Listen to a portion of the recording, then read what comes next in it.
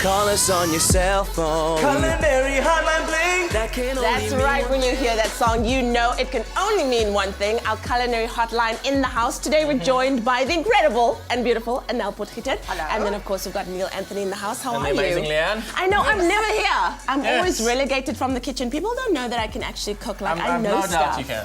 I know stuff, you know, but I can eat it much better. All right, so how are you guys doing?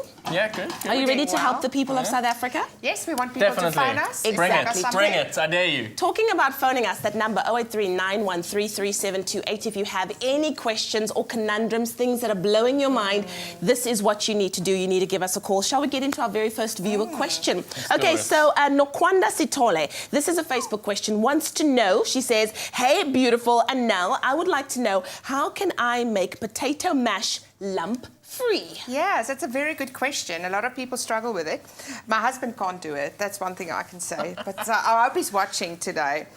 So first of all, you must use the right potato. So try and use like fluffy potatoes, Okay. not waxy potatoes. How do we know when it's waxy or fluffy? It's a name. It's Anthony. You Yeah, have I to mean, know. I would, if you don't know what potatoes they are, just really cut them in half. If they have a sort of, you can actually feel them if they're quite sort of waxy. They should be really sort of nice and sort of, you know, if you think of sort of white fluffy mash, Yes. when you Yeah. cut that potato when it's raw even, you'll even see that it's sort of a nice sort of white colour.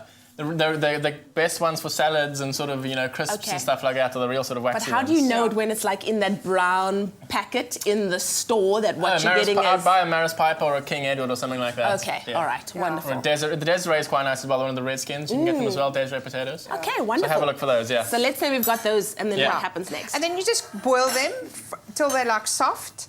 Then while it's warm, you add I will add my warm milk, Okay. not cold milk, warm milk, yeah. and your warm butter. And you season it with salt and pepper. And then what you do, you mash it with your masher. And if you want to have it super fine, you put it through a ricer, a potato Yeah, well, ricer. Yes. Yeah. Or you can put it through a sieve.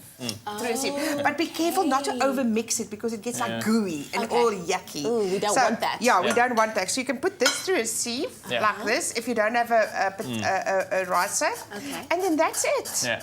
Nice, and that's when Yeah. you get it extra smooth Extra and smooth. creamy. Yes, yes. It's silky. It's beautiful. Very Beautiful. nice. I feel like you've got something that you want to add to that. You can also add cold butter to it when you sort of want to reheat it as well. That sort of luxuriates it quite nicely. Oh. Yeah. Do people add cream at all? No?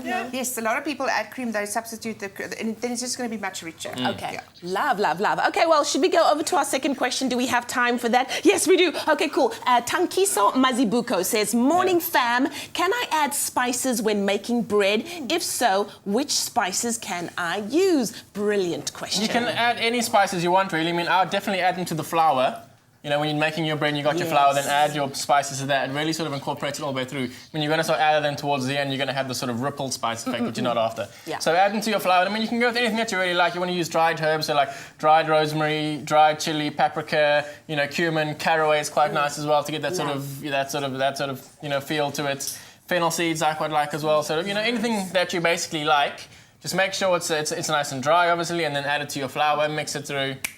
Bang, spice bread. I love it. Yeah, what I would like, what I do is for like a sweeter bread, I'll use like star anise and cinnamon. And then for your savoury bread, you go over to your cumin, your fennels, and that type of thing. That's basically the rule that I've got. But add it, it's delicious. I just love bread in general. Exactly. Soft, Carbs. baked, warm bread. That number again, Butter. 083. I know. Have mash on it. Carb on carb violence. That number again, 083-913-3728. Do you have a question for our experts? Well, they're right here, ready to answer your question. We've got another expert in the house, Nikki Bush.